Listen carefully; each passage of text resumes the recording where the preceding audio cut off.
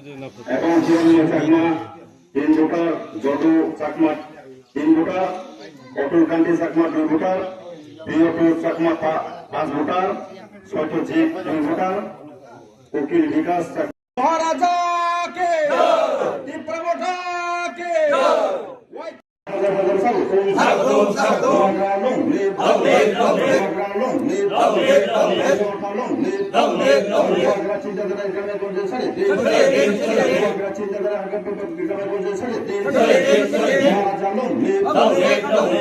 ধন্যবাদ মিডিয়া বন্ধুদেরকে।